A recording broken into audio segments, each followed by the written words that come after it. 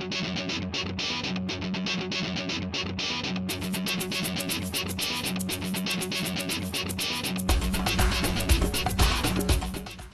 aí galerinha, tudo bem? Sejam bem-vindos mais uma vez à aula de História do Brasil. Eu sou o professor Rodrigo Udo e nós estamos comentando então sobre a formação, já comentamos, né, sobre a formação do Estado português. No nosso último encontro falamos sobre o mercantilismo, né, sobre a importância de você ter um Estado nacional unificado e falei para vocês, olha, Portugal foi o primeiro país a surgir na Europa, então esse é um fator competitivo muito importante. Também disse para vocês que Portugal era governado desde o século XIV com uma mentalidade burguesa. E isso, gente, é muito importante. Bom, se é uma mentalidade burguesa, Portugal dependia muito do comércio. E aí tem um fator muito interessante. Existiam cidades na Europa que eram burgos, né, grandes burgos e algumas cidades muito poderosas que monopolizavam vários setores da economia, vários produtos. Então, por exemplo, você tinha lá cidades como Veneza, né, que hoje é o norte da Itália, né, mas antes era um reino. Existia a região de Flandres, essa daqui é onde estão os Países Baixos hoje. Esses camaradas, por exemplo, exerciam monopólio de produtos. E é claro, eles faziam comércio, eles iam para o Oriente, traziam produtos e passaram a ter dificuldades com a malandragem, com a esperteza dos caras no Oriente, que também passaram a ter monopólios, né? Então, eu só vendo para você, mas você tem que pagar tanto. E no caso, Portugal, que dependia do comércio, passou a ter dificuldade de entrar nesse mercado ou passar por essas cidades. Então, o que aconteceu? Os portugueses entenderam que existia um caminho legal, muito interessante, de, quem sabe, ignorar Flandres e Veneza, que era começar, então, a se lançar ao mar. Mas aí a questão é a seguinte, o Oceano Atlântico era na cabeça dessas pessoas uma grande interrogação. Por quê? Porque, de certa maneira, o homem não tinha se lançado de maneira organizada, sistemática para o Oceano Atlântico. Ninguém tinha ido para o Oceano Atlântico até agora ou tinha uma embarcação capaz de enfrentar um oceano. Por que isso? Não dá para você se jogar num oceano com um barco a remo. Né? Na realidade até dá, mas você não tem absolutamente nenhuma segurança. Tá? Então, isso era um problema.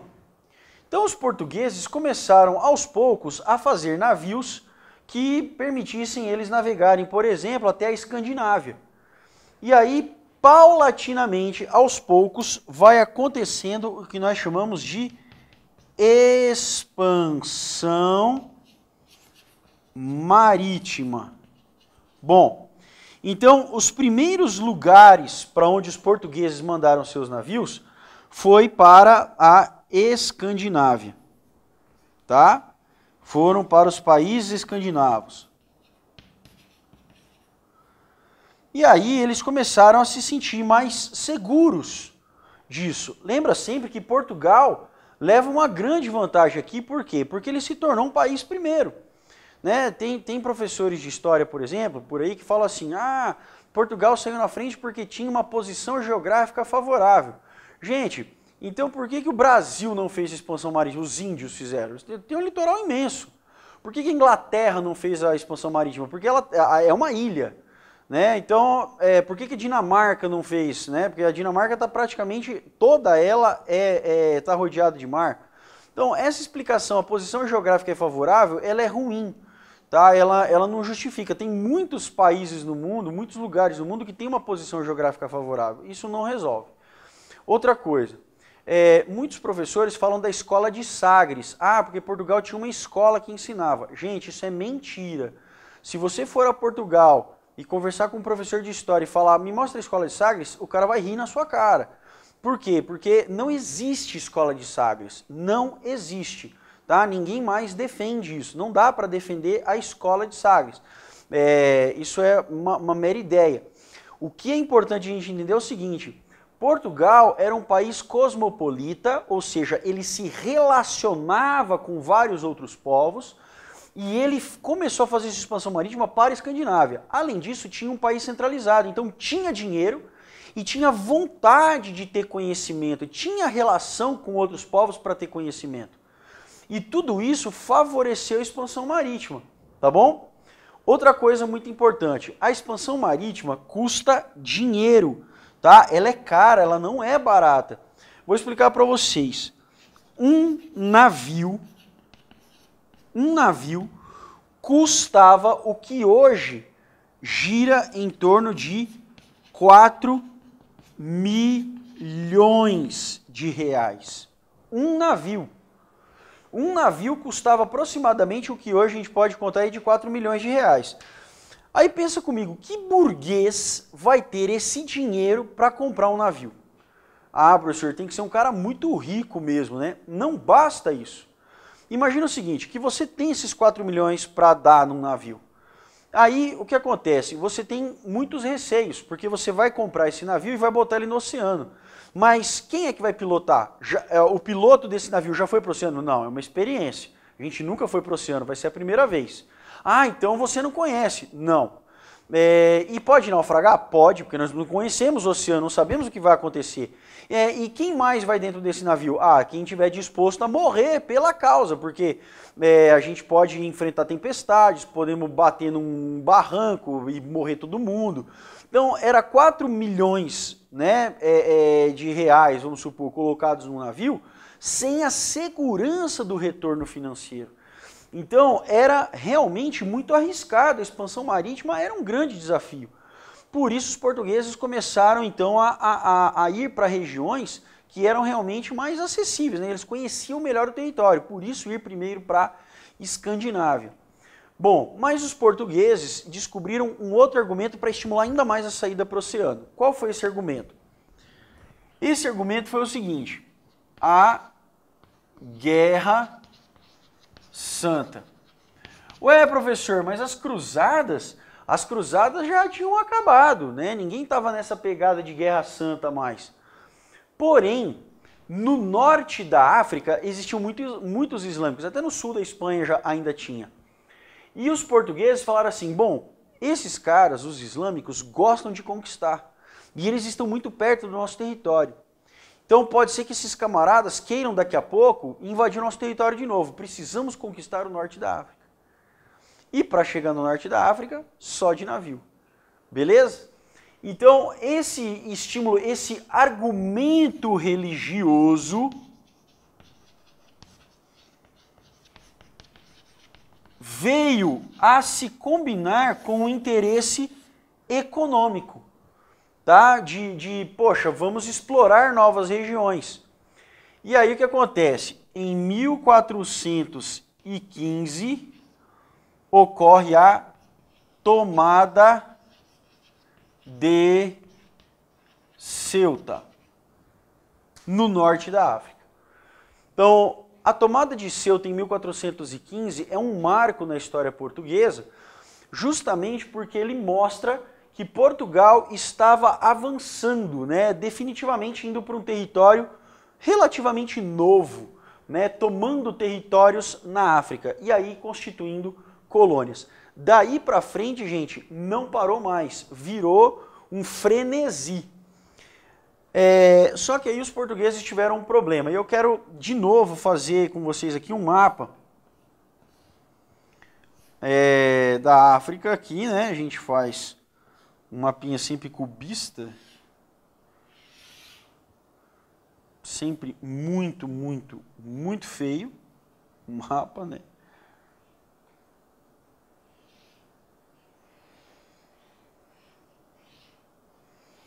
Golfo Pérsico, a Índia e tal. Beleza. Então aqui nós temos a África,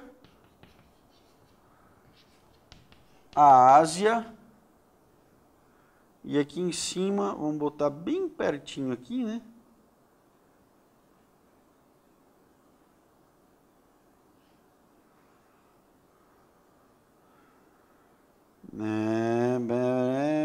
Tá, beleza. Está meio desproporcional, mas eu acho que vocês já conseguiram entender. Aqui estava a Europa. Muito bem. Portugal, então, começa a lançar as suas expedições. Só que lá pelas tantas, eles toparam com uma região aqui que ninguém conseguia atravessar. Ninguém conseguia atravessar. Essa região era conhecida como Cabo Bojador. E somente em 1434, um cara chamado Gil Eanes conseguiu atravessar essa região. Como é que ele fez? Ele veio navegando com seu naviozinho e aí ele deu um 90 graus aqui, ó. Ele virou à direita, né, que é o estibordo do navio, né, e navegou na direção do poente durante um dia inteiro. Depois desse dia, ele fez o quê? Ele navegou num triângulo voltando para a África. E aí ele conseguiu dar a volta. Por que todo mundo parava, que ninguém conseguia avançar? Porque até 25 quilômetros para dentro do mar, existem regiões com 2 metros de profundidade. Então, muitos barcos paravam ali em barrancos, né, e acabavam afundando e se perdia tudo. Então, esse é um ponto importante. E aí os portugueses conseguiram ser felizes, né? Qual era o objetivo? O objetivo era chegar aqui, em Calicut. Mas já deu para perceber que a tarefa era monstruosa. Porque se em 19 anos, eles conseguiram passar isso aqui, imagina quanto tempo eles não iam levar para atravessar a África, por exemplo, né? Até chegar em Calicut, nas Índias. Então, realmente, era um grande esforço. Mas Portugal se manteve firme. E, ao longo do tempo, os portugueses foram criando colônias no litoral africano. Inclusive, tem países no litoral africano que quem deu o nome foi Portugal, né? E hoje, depois viraram até colônias de outros países. Camarões é um exemplo. Tá? Camarões é um país que tem esse nome por causa da quantidade de camarão que tinha no seu litoral. Né? Nome inteligentíssimo, né? Brilhante esse nome. Mas o nome acabou ficando, né? Depois Camarões acabou na mão dos alemães, depois na mão dos franceses, e o nome acabou se mantendo. Então, assim, Portugal foi criando várias colônias ao redor da África, e isso para eles era muito bom, porque criando colônias eles tinham muitos territórios e estavam se tornando um império cada vez mais rico, tá bom? Então eles enxergavam nisso daqui uma grande condição. Bom, mas não era só Portugal que estava avançando em termos de conhecimento de mundo. Não era só Portugal que estava avançando em termos de conhecimento cultural a respeito de mundo. Lá na Itália, na cidade de Gênova, tinha um cara chamado Cristóvão. Cristóvão Colombo. Cristóvão Colombo era provavelmente genovês, né? E o Colombo começou a estudar alguns escritos gregos e ele chegou a uma conclusão bastante interessante. Nas contas do Cristóvão Colombo, o mundo era menor do que se sabe que é hoje. Mas nos cálculos dele, o mundo era menor. E aí ele imaginou o seguinte, falou, cara, eu acho que se eu der a volta pelo Ocidente, eu vou conseguir chegar nas Índias mais rápido do que dando a volta na África. Essa era a ideia do Colombo. Professor, mas o Colombo não disse que o mundo era redondo e tal? Gente, esse é um outro mito bastante equivocado da história. A Igreja Católica nunca disse que a Terra era plana. Tem aí uma galera que acredita nisso hoje em dia, né? Absolutamente pirados. Mas não se acredita mais nisso, tá? Não se defende. E a Igreja Católica nunca defendeu isso. Pô, professor, mas nem durante a Idade Média? Não, nem durante a Idade Média. A Igreja nunca disse que o mundo era plano, nunca. Isso é um mito. Tá? Vocês podem procurar na internet, onde vocês quiserem, o mito da Terra plana. Ninguém nunca falou isso. Tá? A Igreja Católica nunca defendeu, com exceção de um monge lá durante a Idade Média que foi caçoado. Tá? Para vocês terem uma ideia, ninguém na Bíblia, por exemplo, tinha ido para o espaço e na Bíblia os caras diziam que a Terra era redonda. Os gregos sabiam que a Terra era redonda. Então isso não era uma novidade nem para os babilônicos, nem para os egípcios. Então dizer que a igreja defendeu durante a Idade Média que a Terra era plana é um absurdo, tá? É uma grande bobagem. Cristóvão Colombo não propôs que a Terra fosse redonda, por isso ele queria dar a volta nela. Não tem nada a ver, isso é outra bobagem. Cristóvão Colombo julgava que a Terra era menor e por isso mais rápido de chegar nas Índias, dando a volta pelo Ocidente. E ele fez todos os cálculos, tal, beleza. Só que lá na Itália, apesar de ter muita gente muito rica, ninguém era otário de pagar ou bancar o Colombo de se jogar no oceano só para provar a ideia dele. Então, por mais que os caras fossem ricos, ninguém estava muito afim. Então, o Colombo pensou o seguinte, bom, qual é o país que está mais avançado no oceano? Portugal. Então, Cristóvão Colombo arruma suas trouxinhas e, ó, hashtag partiu para Portugal. E ele vai lá. Quando ele chega em Portugal, bate lá no palácio, pede uma audiência com o rei e fala assim, olha, é o seguinte, gente, eu tenho uma proposta para vocês, eu acho que o mundo, né, permite que a gente chegue mais rápido nas Índias dando a volta pelo Ocidente, o que vocês acham? E a nobreza portuguesa olhou com carinho para Colombo, mas falou não, a gente já está dando a volta na África e está bem lucrativo, né, porque olha aqui, ó, os portugueses vinham dando a volta na África, não era por pura diversão, eles estavam ganhando algo com isso, eles estavam ganhando territórios. Então os portugueses vão dizer o quê para Cristóvão Colombo? Não. Olha, gente, Cristóvão Colombo ficou chateado, desmotivado, sem vontade de cantar uma bela canção, mas ele não se dá por derrotado. O que ele vai fazer? Ele vai para a Espanha. E na Espanha ele vai encontrar Isabel de Castela e o Fernando de Aragão e vai falar assim, gente, ó, é o seguinte, minha ideia é essa. E somado aos argumentos de Cristóvão Colombo, aparece um novo argumento, o argumento religioso.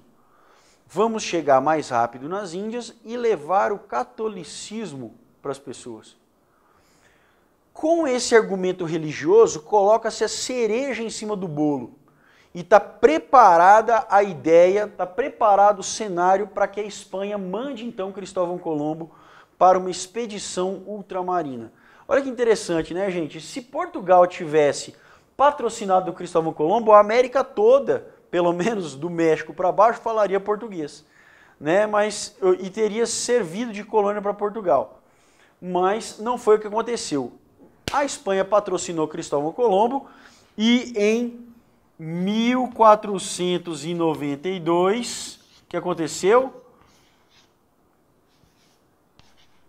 Ocorre a chegada na América Central, que é o Caribe. Só quero registrar uma coisa com vocês. Cristóvão Colombo sabia que ele tinha chegado no novo continente? Não. E morreu sem saber. Tá? Ele nunca soube que tinha descoberto um novo continente.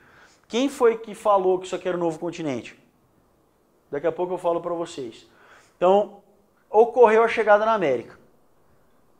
Isso despertou em Portugal um alerta, né? Teve lá um sinalzinho, despertou um alerta.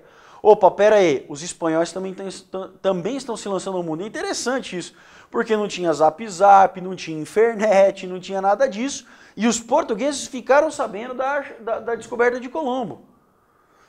Então o que acontece? A partir de 1492, Portugal e Espanha começam a brigar nos tribunais europeus, começam a brigar para dizer o seguinte, olha, daqui para lá eu exploro, daqui para lá você, não vamos tretar um com o outro. Em 1493, foi assinado um tratado, eu vou tratar só dos mais importantes com vocês, tá, gente? Porque foram muitos mesmo, tá? Foi assinado o Tratado da Bula Intercoetera ou Intercoétera, tanto faz. Esse tratado determinava o seguinte, tinha lá, né, Portugal estava ali assim, aí depois de Portugal tinha lá no meio do oceano uma série de umas ilhas lá, né, que era o arquipélago de Cabo Verde, dos nossos irmãos cabo-verdianos.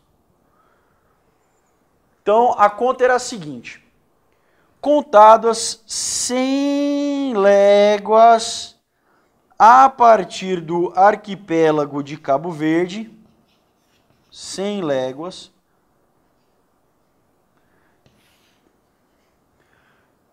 até ali, então, seria de Portugal. E a partir dali seria da Espanha.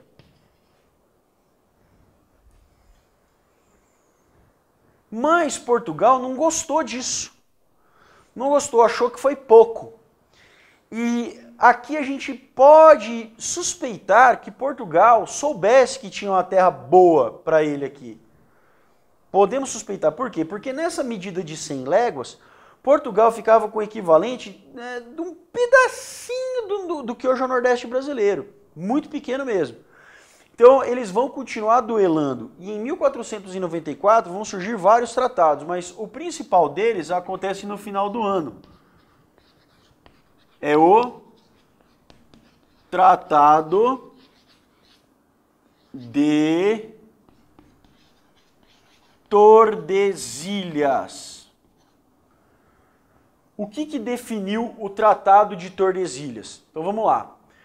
Então você tem lá Portugal, o mesmo arquipélago, só que agora não eram 100, eram 370 léguas. Então, um território muito maior. No Tratado de Tordesilhas, então, Portugal teria 370 léguas a partir do arquipélago de Cabo Verde para poder explorar. E dali então para frente seria da Espanha. Os espanhóis choraram, se jogaram no chão, babaram, né? Reclamaram pra caramba, mas esse tratado entre idas e vindas foi o que acabou sendo mais praticado. Beleza? Então isso era o que definia o Tratado de Tordesilhas. Vale dizer uma coisa muito importante. Nessa briga toda, Portugal se preocupou em conhecer ou fazer qualquer viagem para essa região? Não. Nós não temos nada documentado que diga que Portugal se preocupou, no meio dessa disputa judicial, que Portugal tenha se preocupado em avançar. Por quê? Porque Portugal vinha tendo muito sucesso em dar a volta pelo continente africano. Olha só para vocês terem uma ideia. Em 1488, os portugueses conseguiram atravessar o Cabo das Tormentas. Foi muito difícil ultrapassar o Cabo das Tormentas.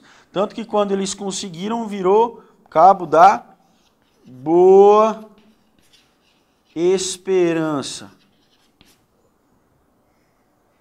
Tá bom? Então, em 1488, os portugueses conseguiram atravessar e continuaram firme no seu propósito de chegar em Calicut e nas Índias. O objetivo era chegar nas Índias para manter o comércio ali, para não ter ali não ter o problema do monopólio que Flandres e Veneza estavam oferecendo. Beleza? Só para terminar então, finalmente em 1498 ocorre a chegada a Calicut. Finalmente, então, os portugueses conseguiram chegar nas Índias, deram a volta. Volta aqui um pouquinho. Vamos dar uma olhadinha aqui no nosso mapinha. Lá do início. Olha isso, gente. Em 1415 nós temos o marco de início, né, da expansão marítima. E durante todo esse tempo os caras tentaram dar a volta na África até chegar em Calicut. E só conseguiram em 1498. Então, isso é para a gente entender que foi um longo processo. Agora que eu vi, né, gente? Ó, eu esqueci de Madagascar, tá bom? Então, é isso, tá, turma? Só para vocês entenderem, foi um esforço muito grande. E aí, professor, os portugueses chegaram em Calicut, nas Índias, e o que eles fizeram? Comércio, beleza? Continuamos na nossa próxima aula, no nosso próximo encontro. Não esqueça de fazer exercícios, tá bom? Um beijo, um abraço e até lá!